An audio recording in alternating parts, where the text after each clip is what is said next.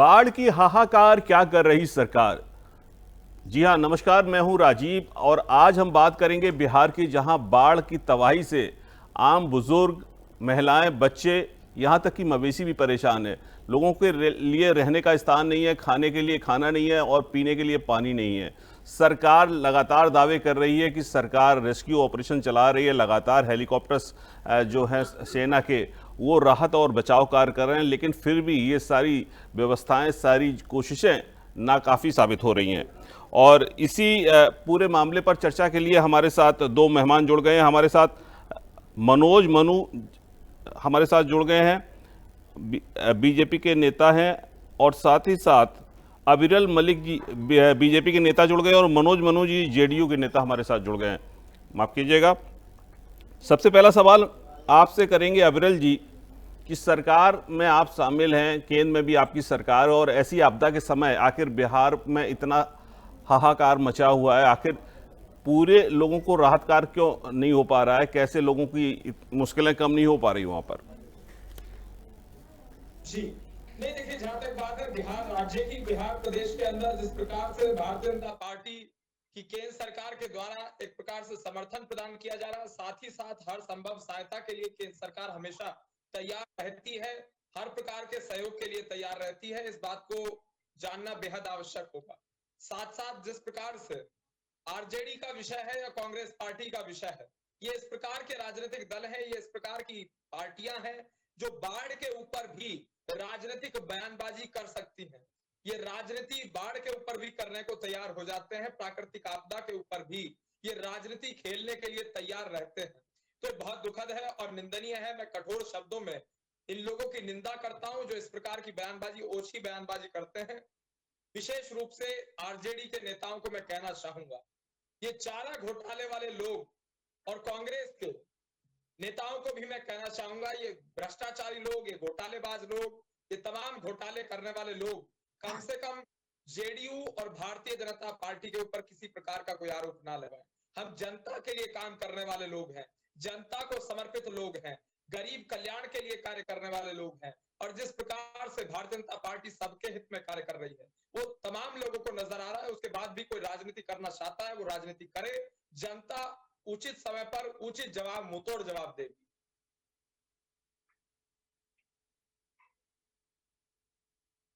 सरकार दावे कर रही हो, राहत लोगों तक नहीं पहुंच पा रही जिन तक पहुंचनी चाहिए, तो क्या कुछ ऐसा तो नहीं है कि बीच में जो लोग अधिकारी काम कर रहे हैं, जो लोग काम कर रहे हैं, वो राहत उन लोगों तक नहीं पहुंचा पा रहे हैं या नहीं पहुंचा रहे हैं? अविरल जी। जी, आपका मुझसे प्रश्न है? जी अविरल जी, आप ही से बात कर रहे हैं।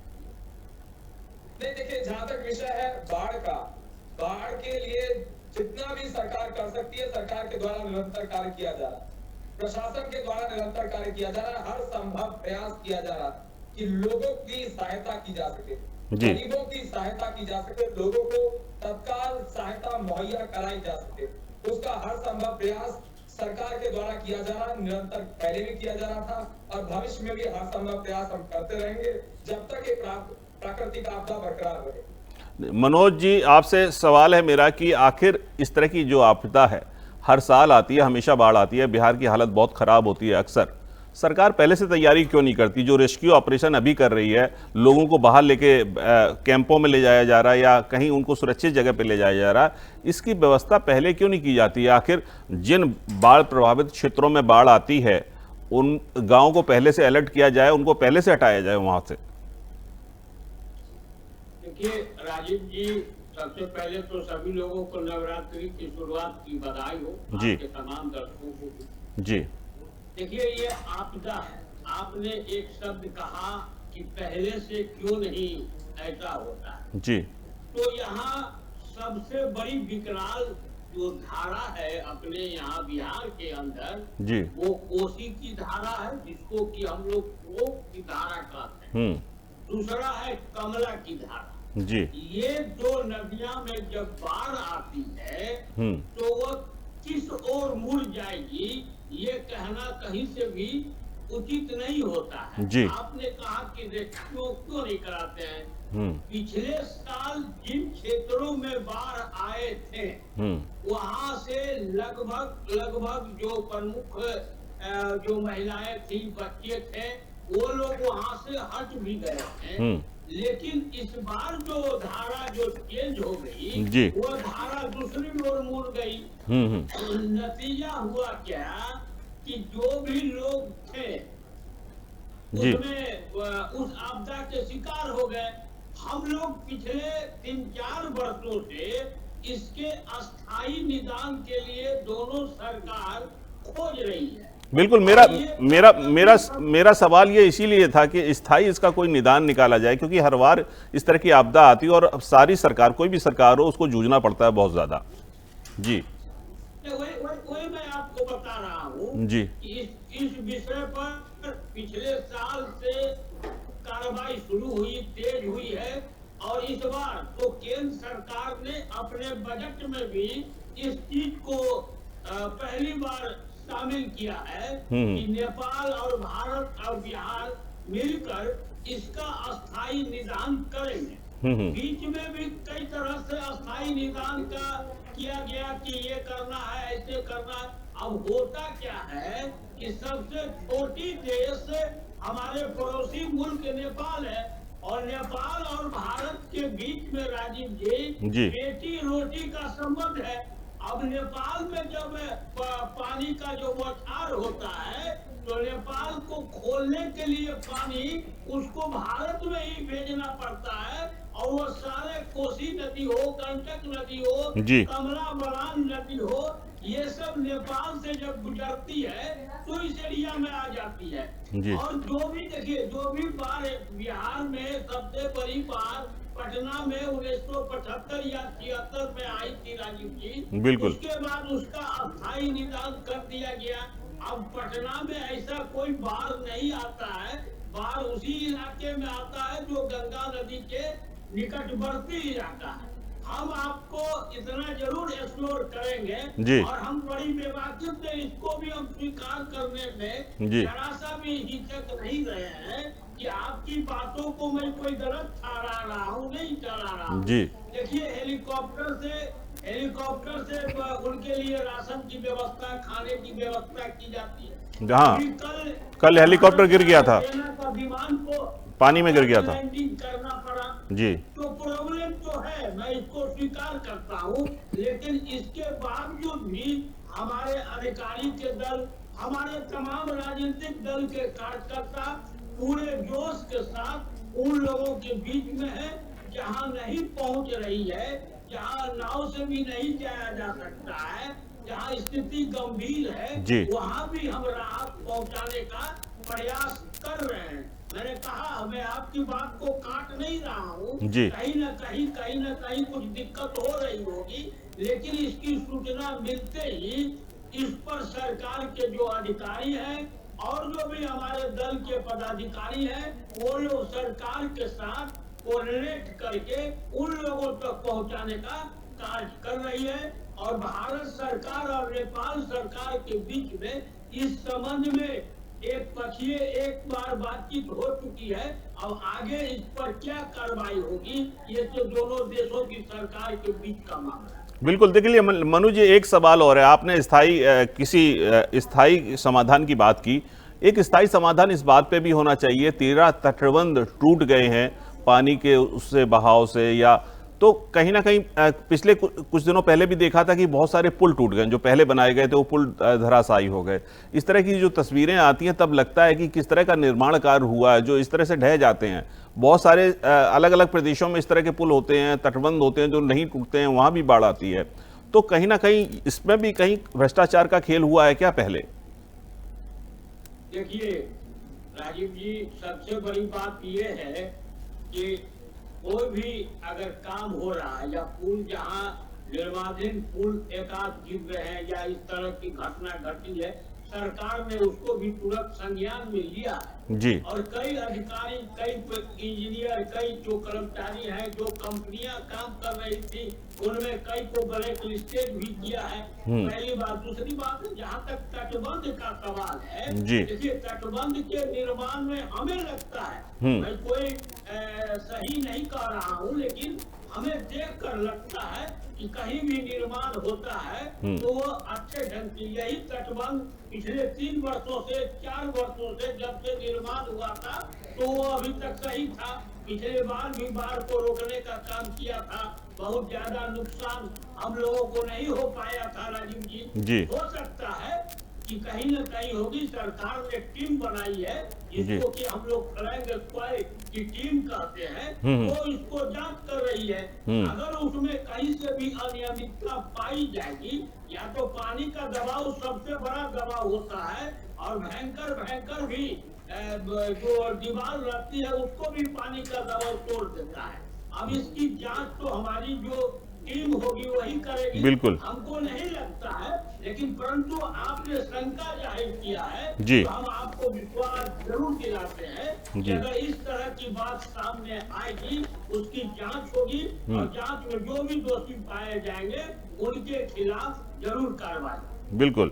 अविरल जी से सवाल है कि सरकार चाहे जेडीयू की हो या भाजपा की, आपकी सरकार है, एक जो विधायक हैं पूर्वी चंपारण से, वो बगहा के विधायक हैं, उनका नाम है राम सिंह सदर विधायक हैं। तो उन्होंने ये आरोप लगाया कि अधिकारी जो है वो मौज मस्ती में डूबे हैं, इसलिए वो बाढ़ की ओर ध्यान नहीं दे रहे, राहत बचाव कार्य में ध्यान नहीं दे रहे। इस तरह का खुद बीजेपी के एक विधायक ने आरोप लगाया है। राम सिंह सदर विधायक हैं जो बगहा से।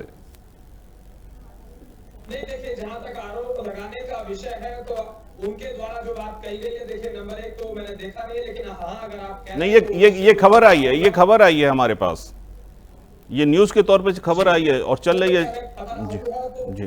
बिल्कुल। देखिए, वो विधायक है, वो अपने विधानसभा क्षेत्र की बात कर रहे हो सकते हैं, केवल एक तहसील की बात कर रहे हो सकते हैं जिसमें 2 थाने आते हैं, उस क्षेत्र की वो बात कर रहे हो सकते हैं। वो केवल अगर विधायक है तो अपने विधानसभा क्षेत्र की बात कर रहे हैं, ना कि पूरे बिहार की या पूरे राज्य की बात कर रहे हैं। वो अपने विधानसभा क्षेत्र का विषय रख रहे हो सकते हैं, उस विषय को निश्चित रूप से देखा जाएगा। अगर कोई त्रुटि रही होगी तो निश्चित रूप से उस क्षेत्र में भी कार्रवाई की जाएगी। नहीं, लेकिन जिस प्रकार से आदरणीय नीतीश कुमार जी के नेतृत्व में बिहार की सरकार मजबूती के साथ चल रही है, जनता के हित में निरंतर कार्य किया जा रहा है, गरीब के हित में निरंतर कार्य किया जा रहा है, बाढ़ पर नियंत्रण के लिए निरंतर प्रयासरत है सरकार, और हर संभव सहायता का कार्य सरकार के द्वारा किया जा रहा है।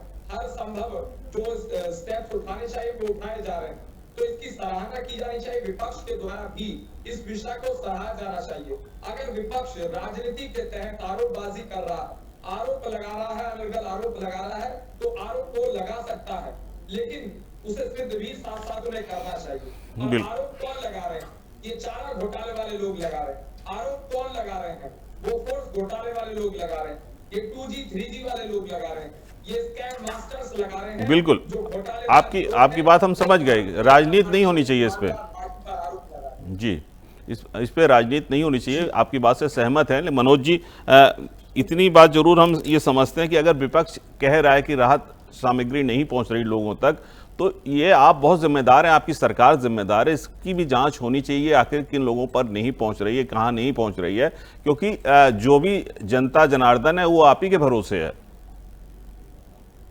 देखिए राजेश जी, मैंने आपको स्वीकार किया जी कि कहीं कहीं प्रॉब्लम हो सकता है आने जाने का, आवागमन का, ऊपर से सेना के हेलीकॉप्टर से या सरकार के हेलीकॉप्टर से सामग्री गिर रही है तो सभी लोगों के पास नहीं पहुंच रहा होगा।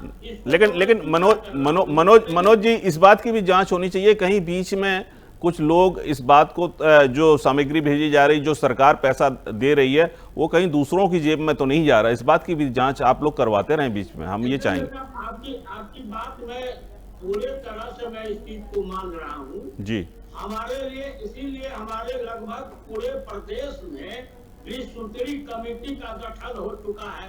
20 सूत्री कमेटी के प्रखंड स्तर पर लगभग सारे वहाँ पदाधिकारी हैं, वो लोग डीएम के साथ मिलके, एसडीओ के साथ मिलके, प्रखंड के सीओ के साथ मिलके उसको भिजवाने का प्रयास कर रहे हैं। कहीं न कहीं हो सकता है कि आ रही होगी, लेकिन इस पर भी नजर रखा जा रहा है।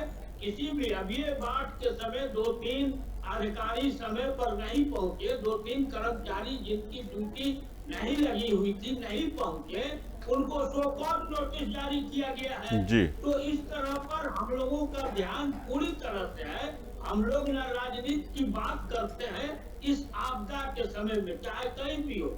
जब राजद की भी 15 वर्ष की शासन थी तो आपको याद होगा नीतीश कुमार जी का, उस समय वो विपक्ष में रहते थे, या सुशील मोदी जी उस समय थे, उन्होंने कभी नहीं आरोप लगाया कि यहाँ पर इस तरह की बात हो रही है।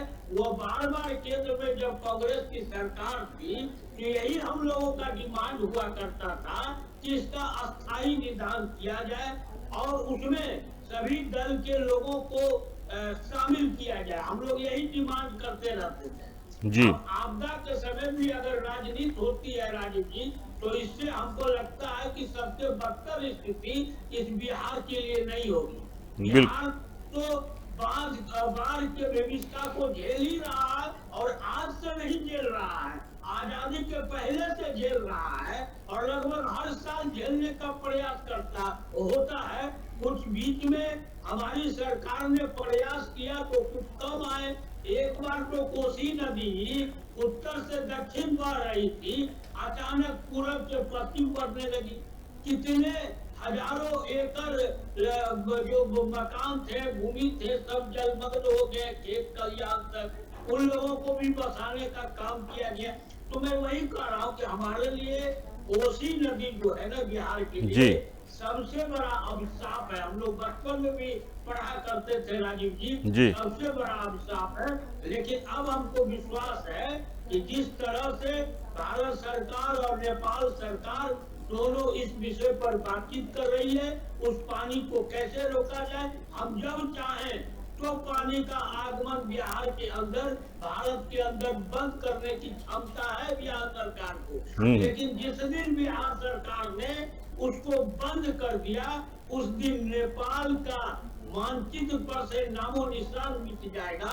तो इसलिए जो भारत नेपाल के बीच में जो संधि है, यूएनओ के जो संधि है, उस संधि को देखते हुए हम केवल अपने बिहार के लिए ही नहीं, हमारे जो सीमा तट पर नेपाल के भी जो हमारे भाई हैं, साथी हैं, उन लोगों को भी जब जरूरत पड़ती है आपदा के समय, बिहार और भारत हमेशा उनके साथ खड़ा होता है। और मुझे पूर्ण विश्वास है कि 1-2 वर्षों में पन बिजली या ये सब लगाने का जो चल रहा है, उस पर जो विचार चल रही है, ये सब लगेगा।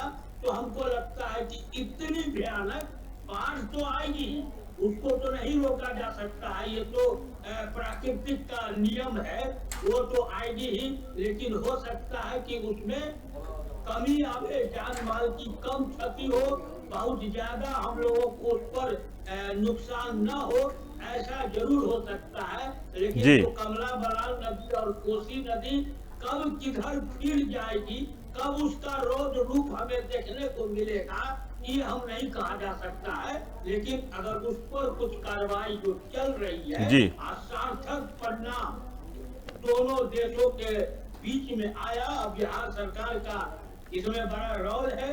अगर ये तीनों मिलकर कोई सार्थक परिणाम लेते हैं तो आने वाले दिनों में बाढ़ की विभिन्नता से बिहार और नेपाल दोनों को मुक्ति मिल सकती है। बिल्कुल, प्राकृतिक आपदा है, इस तरह की आपदा हमेशा आती रहती है। लेकिन सबसे बड़ा सवाल यही है कि यहाँ बजट की कोई कमी नहीं है। केंद्र सरकार ने बिहार सरकार को करीब 11,500 करोड़ रुपए बाढ़ के लिए अलग से दिए हैं।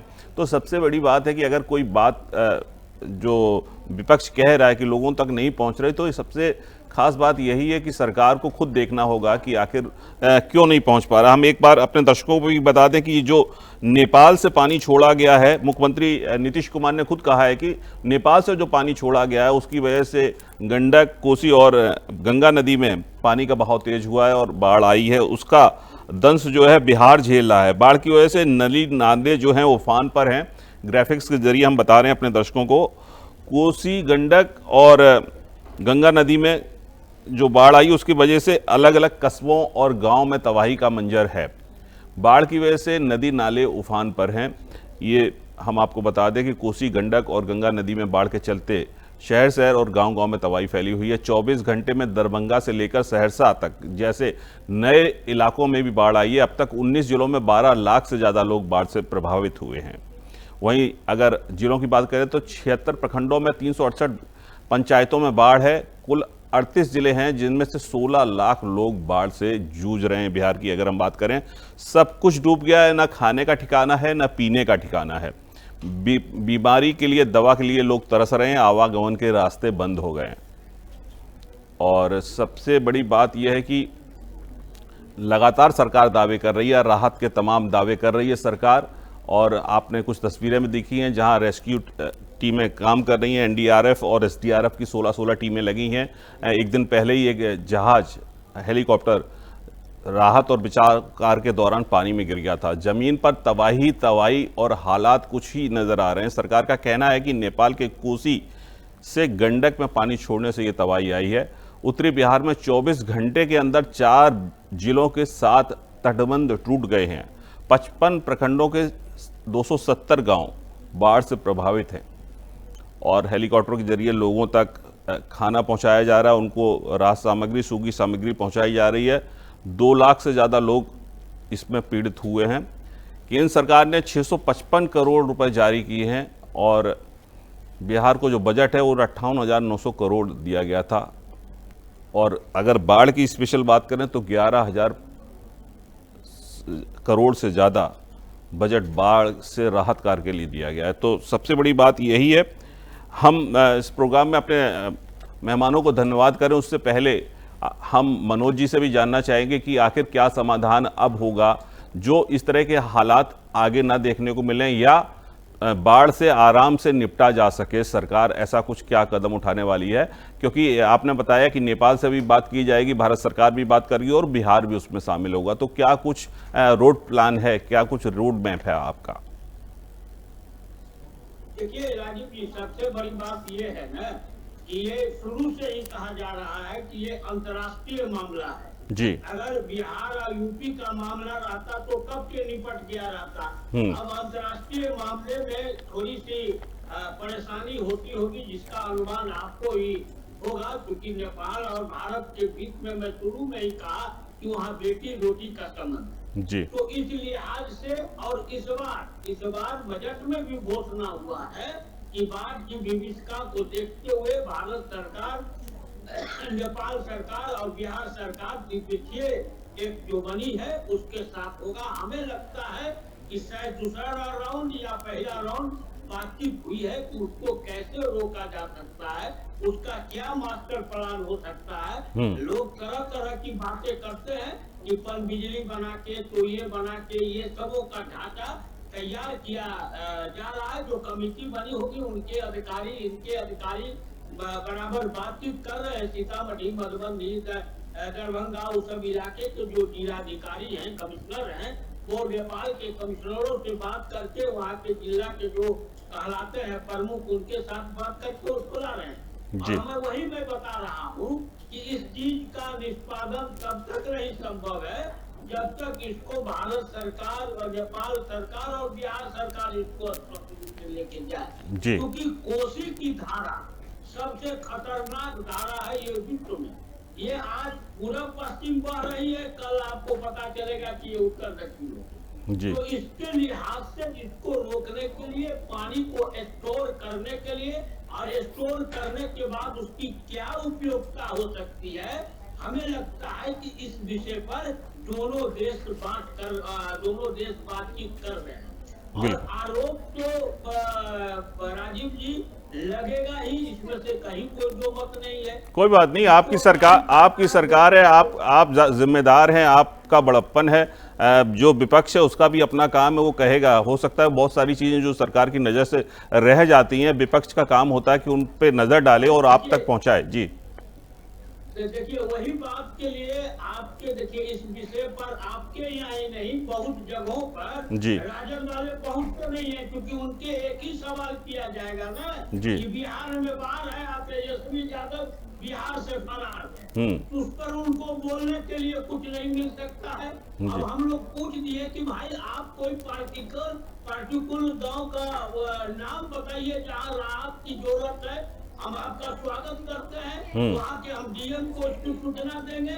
ये उनके पास नहीं है, केवल बोल देना ही। जैसे हम लोग मिथिलांचल से ही आते हैं जी, राजू जी। और वहाँ कहावत है कि की करे छी गप लिया हवै के हवै।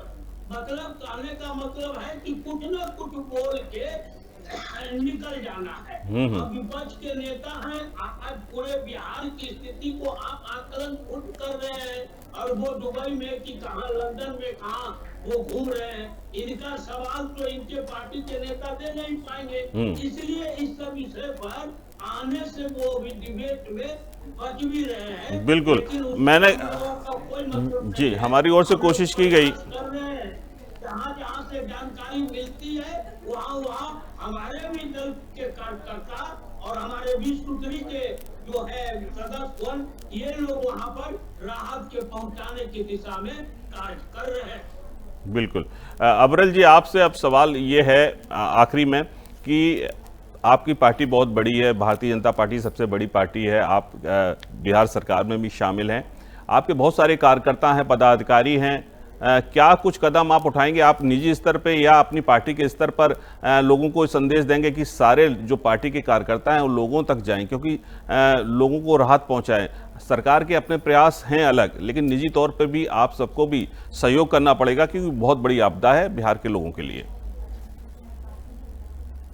जी नहीं, देखिए, जहां तक आपदा का विषय है और भारतीय जनता पार्टी के संगठन का और भारतीय जनता पार्टी के कार्यकर्ताओं का पर्टिकुलरली जहां तक विषय है, तो मैं स्पष्ट कर देता हूं, जब कोरोना काल था, कोरोना काल के समय में इस प्रकार से राष्ट्रीय स्वयंसेवक संघ के स्वयंसेवक, साथ ही साथ भारतीय जनता पार्टी के कार्यकर्ता बाहर निकले थे, अपने घरों से निकले थे, अपनी जान की बाजी लगाने के लिए निकले थे, जनता की सेवा के उद्देश्य के साथ निकले थे। उसी प्रकार से भारतीय जनता पार्टी के कार्यकर्ता, संघ के स्वयंसेवक निरंतर जहां भी जिस भी प्रकार की आपदा आती है उसमें निकलते हैं, जनता के हित में कार्य करते हैं, गरीब की मदद करने का विशेष रूप से कार्य करते हैं, और इसीलिए जनता भारतीय जनता पार्टी को बार बार चुनने का काम करती है। बार बार जनता के द्वारा वोट के माध्यम से एक प्रकार से चोट करने का कार्य किया जाता है कांग्रेस और आरजेडी को, जहां का विषय, और जिस प्रकार से जेडीयू को जिताने का जनता ने काम किया, भारतीय जनता पार्टी को विजयी बनाने का जनता ने काम किया, वो सबके सामने है, क्योंकि एनडीए जनता की सेवा के लिए कार्य करता है। बिल्कुल, इसीलिए जिम्मेदारी आपकी बढ़ जाती है। जी, इसीलिए आपकी जिम्मेदारी बढ़ जाती है। जी बिल्कुल, निश्चित रूप से हमारी जिम्मेदारी बड़ी है और अपनी जिम्मेदारी बखूबी भारतीय जनता पार्टी निभा रही है, जेडीयू निभा रही है। आदरणीय नीतीश कुमार जी के नेतृत्व में जनता की सेवा निरंतर जारी है और किसी प्रकार की किसी भी व्यक्ति को कोई भी समस्या नहीं आएगी, इसका निरंतर रूप से प्रयास किया जा रहा है। चलिए, बहुत बहुत शुक्रिया मनोज जी आपका और अबरल जी आपका, आप दोनों ने बातों को स्वीकार भी किया, जिन जगहों पे कमी है उन बातों को भी स्वीकार किया, और सबसे बड़ी बात यह है कि जो हालात वहाँ पर बने हुए हैं उसके लिए भी आपने कदम उठाने की बात कही है, जहाँ जो कमियां रह गई हैं उनको भी सही करने की बात कही है। तो फिलहाल बिहार की इस बाढ़ से जुड़ी खबर में इतना ही। आप बने रहिए हमारे साथ। नमस्कार।